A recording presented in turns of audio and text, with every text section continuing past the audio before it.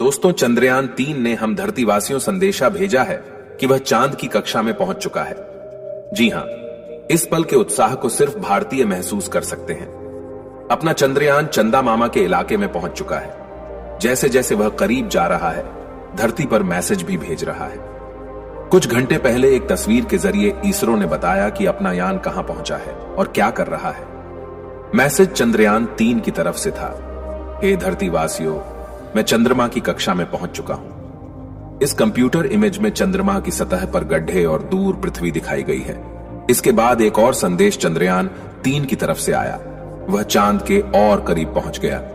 जी हां, 9 अगस्त की दोपहर जिस समय संसद में अविश्वास प्रस्ताव पर जोरदार बहस चल रही थी, हजारों किमी दूर मौजूद अपना चंद्रयान चांद पर उतरने के और करीब पहुंच गया।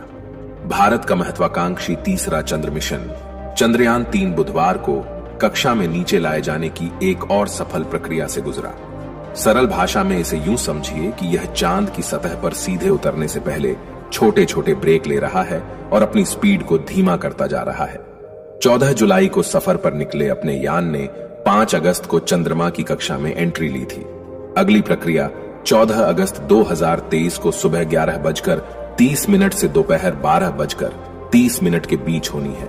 पूरा देश दुआएं कर रहा है इस बार सॉफ्ट लैंडिंग हो और हम न सही हमारा यान चांद पर हो। महत्वाकांक्षी मिशन के आगे बढ़ने के साथ ही चंद्रयान-3 की कक्षा को धीरे धीरे कम करने और इसकी स्थिति चांद के ध्रुवों के ऊपर करने के लिए इसरो स्टेप बाय स्टेप आगे बढ़ रहा है। अंतरिक्ष यान को चंद्रमा के करीब लाने के लिए 2 और प्रक्रियाएं की जाएंगी। ये प्रक्रियाएं 14 और 16 अगस्त को 100 किलोमीटर की कक्षा तक पहुंचने के लिए की जाएंगी। इसके बाद लैंडर और रोवर वाला लैंडिंग मॉड्यूल आगे की प्रक्रिया के तहत प्रोपल्शन मॉड्यूल से अलग हो जाएगा। लैंडर के धीमे होने की प्रक्रिया से गुजरने के बाद 23 अगस्त को चंद्रमा के दक्षिणी ध्रुव इलाके पर सॉफ्ट लैंडिंग करने की उम्मीद है। दोस्तों, अगर इस बार भी इंजन फेल हो तब भी सॉफ्ट लैंडिंग पक्की। अब तक हमारी वीडियो अच्छा लगा हो तो एक लाइक जरूर करें। आइए जानते हैं कैसे। चंद्रयान-3 की इंजन फेल हो तब भी सॉफ्ट लैंडिंग पक्की है। इस बार इसरो के वैज्ञानिकों ने कुछ ऐसी ही पुख्ता तैयारी कर रखी है। इसरो के प्रमुख एस सोमनाथ ने हाल में कहा कि चंद्रयान-3 का लैंडर विक्रम चंद्रमा की सतह पर सॉफ्ट लैंडिंग करेगा। भले ही सभी सेंसर और 2 इंजन काम करने में फेल हो जाएं, फिर भी सॉफ्ट लैंडिंग सुनिश्चित की जाएगी। इसरो टीम के सामने सबसे बड़ी चुनौती क्षैतिज विक्रम को चंद्रमा की सतह पर लंबवत रूप से उतारना है। एक बार जब लैंडर अलग हो जाएगा तो यह क्षैतिज रूप से चलेगा। इसरो चीफ ने यह भी कहा है कि चंद्रयान-3 अच्छी हालत में है और सबसे महत्वपूर्ण चरण कक्षा निर्धारण प्रक्रिया होगी, जब अंतरिक्ष यान 100 किलोमीटर की वृत्ताकार कक्षा से चंद्रमा के करीब जाना शुरू करेगा। चंद्रयान-3 लैंडिंग मिशन एक महत्वपूर्ण अंतरिक्ष मिशन है जिसका उद्देश्य चंद्रमा की सतह पर एक रोवर को सफलतापूर्वक लैंड करना और वहां के वैज्ञानिक अनुसंधान कार्यों को प्रारंभ करना है।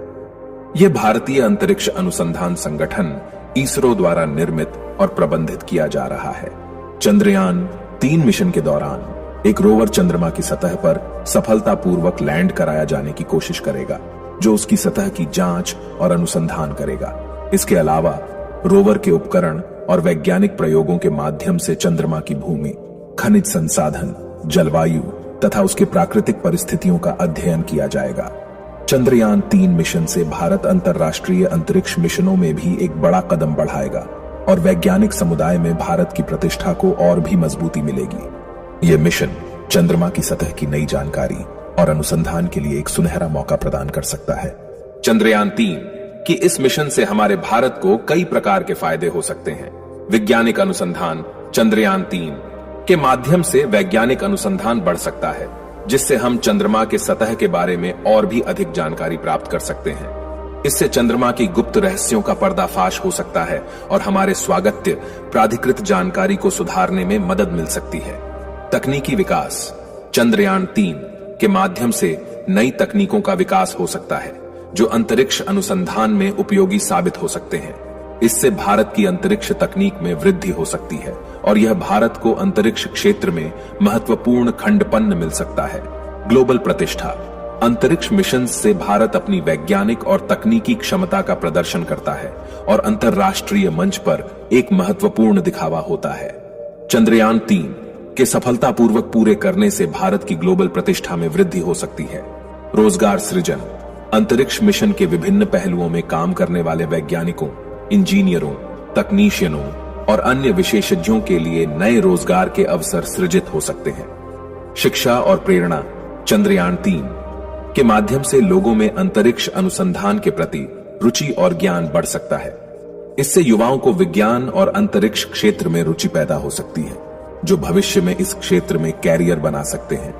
इन सभी तरह के फायदों के साथ चंद्रयान 3 भारत को अंतरिक्ष अनुसंधान क्षेत्र में मजबूत प्रतिष्ठा और तकनीकी महारत प्राप्त करने में मदद कर सकता है। दोस्तों, वीडियो अच्छा लगा हो तो लाइक करें और चैनल को सब्सक्राइब करें।